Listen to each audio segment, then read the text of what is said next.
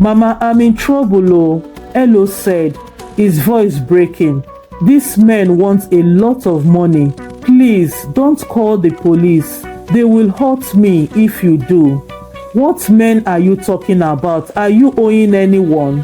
"Please, I don't understand my son," she asked, feeling very worried. The Dume family was well known in Awka, a bustling town full of energy and life. Chief Dume, a successful businessman, and his beautiful wife, Mrs. Obum, had 4 wonderful children: Elo, 29 years old, Chim, 27 years old, Ima, 25, and Chichi, 24 years old. Every year, as Christmas approached, the family felt a surge of excitement because it meant all the children would come back home to celebrate together. Mrs. Obum was the heart of their home, always planning and preparing for the festive season. She made sure their big, beautiful house was refurbished and sparkling clean because they always had many visitors, friends, and family from near and far. Back in the city where the children worked and lived, they kept in touch with each other and their parents. They planned their travel home carefully, agreeing on the date and time to make the journey together. However, Elo, the eldest son, called his siblings with some disappointing news. He had important work to finish and would be delayed by 3 days. Elo assured them he would join them as soon as he could.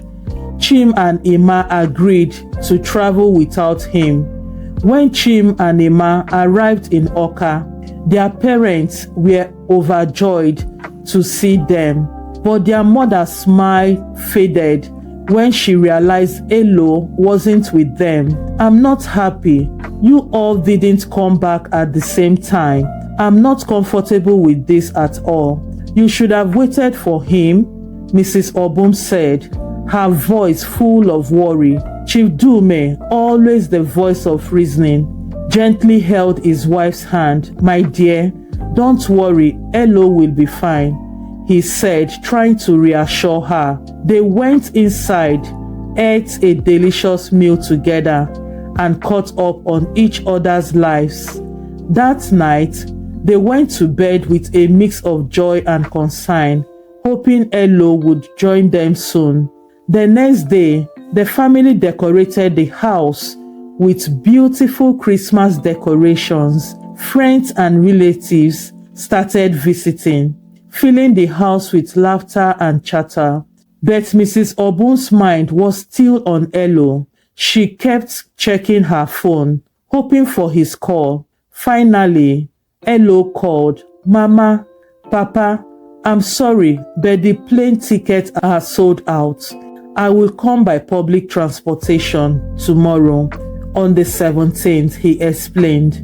They waited eagerly, but when the 17th came, Elo didn't arrive. His phone was switched off and panic began to set in.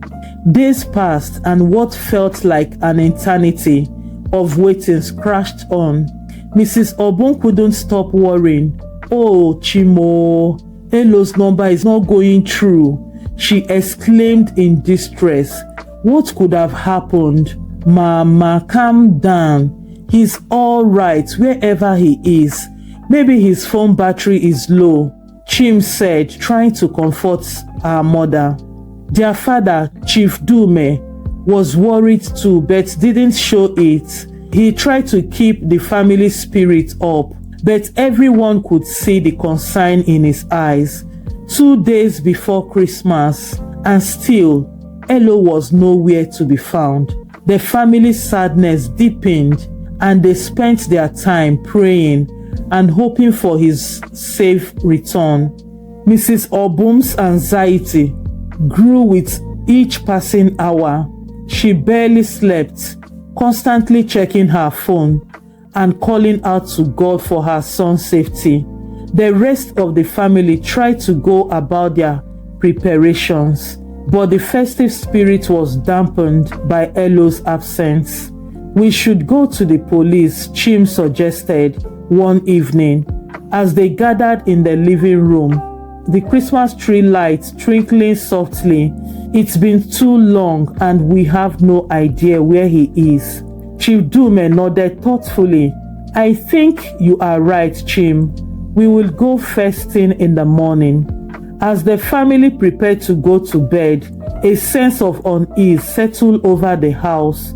The joy of Christmas left overshadowed by their worry for Elo.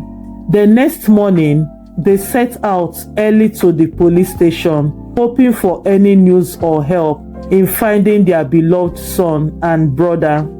Elo's journey back to Awka was supposed to be straightforward. He boarded a bus, looking forward to reunite with his family and celebrating Christmas together. The journey started smoothly, but a few hours in, the bus came to a sudden halt in the middle of nowhere. "What is happening?" Elo asked the driver. "The engines overheated," the driver explained. "We need to wait for help."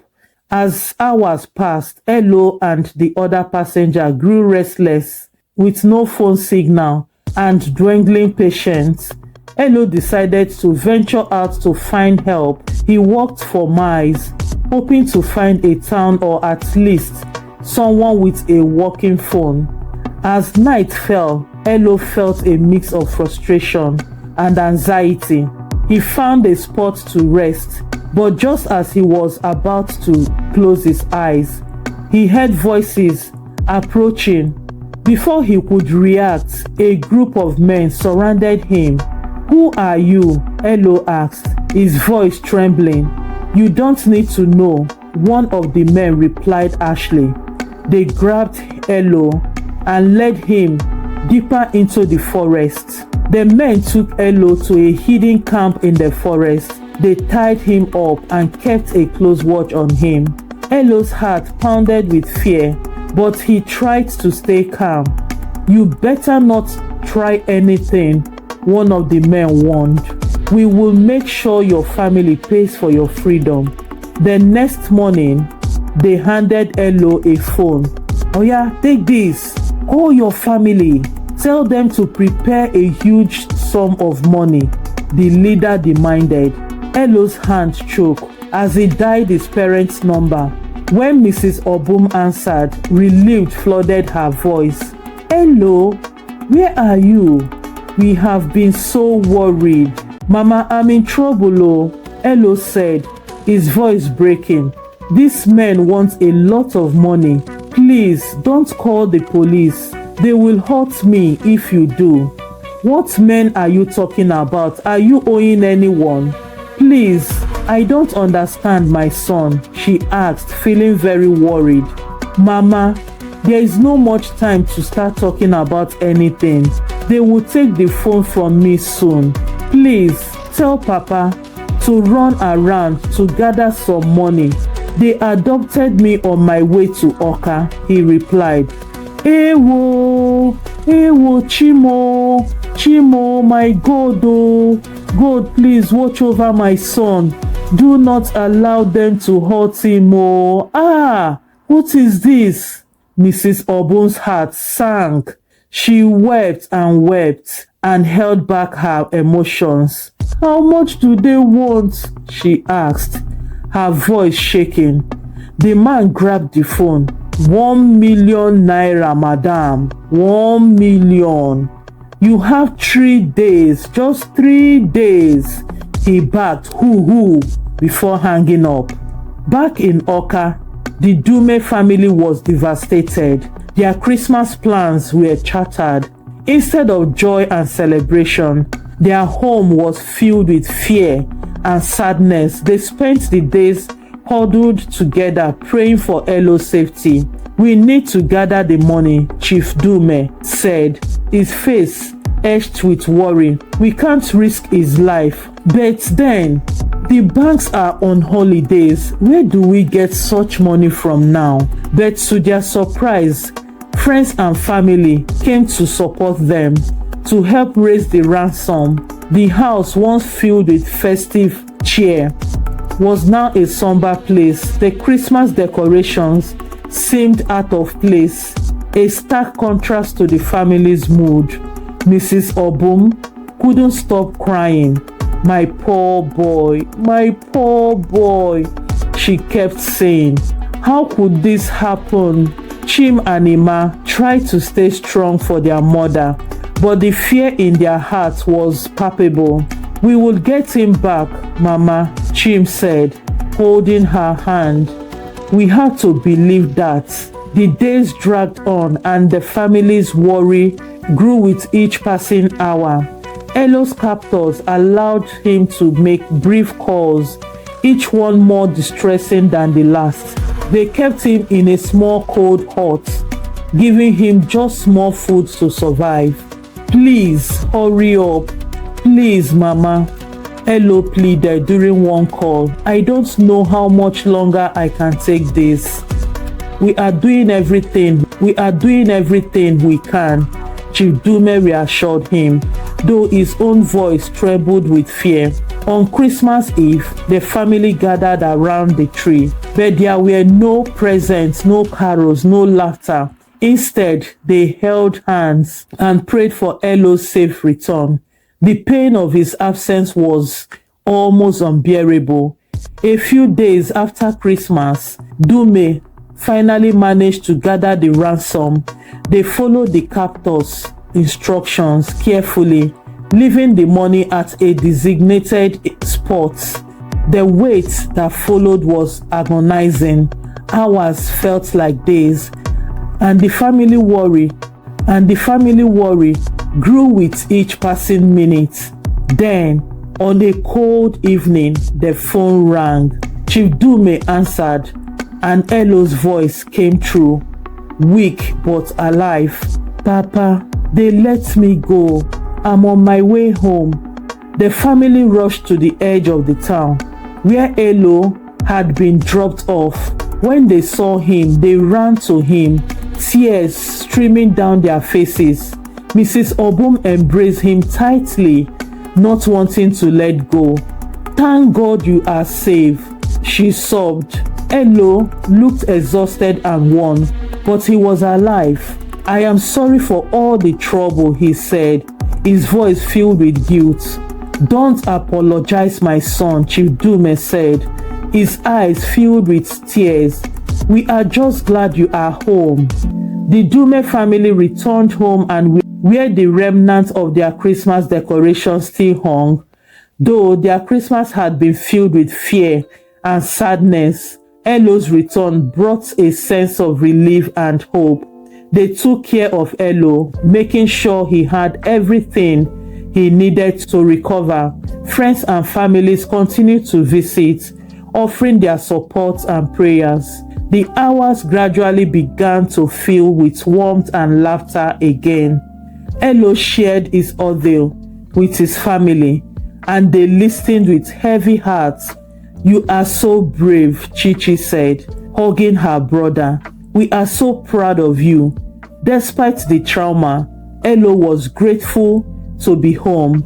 He looked around at his family, feeling a deep sense of love and gratitude. "I missed you all so much," he said. Chief Dume placed a hand on his shoulder.